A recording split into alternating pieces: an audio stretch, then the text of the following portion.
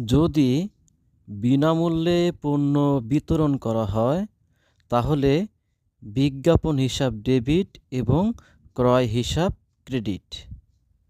যদি অসহায়, দরিদ্র বা কোনো প্রাকৃতিক দুর্যোগের সময় পণ্য বিতরণ করা হয় তখন বিবিধ ব্যয় অথবা বিবিধ খরচ হিসাব ডেবিট এবং ক্রয় হিসাব ক্রেডিট।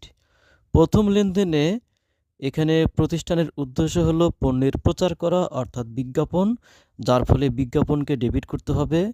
দ্বিতীয় লেনদেনে কিন্তু পণ্যের প্রচারের উদ্দেশ্য নয়, সেখানে অসহায় বা দরিদ্র লোকদের মাঝে সাহায্য করাই কিন্তু মূল উদ্দেশ্য। তখন বিজ্ঞাপন ডেবিট না করে বিবিধ ব্যয় বা বিবিধ খরচ হিসাবকে ডেবিট করতে হবে।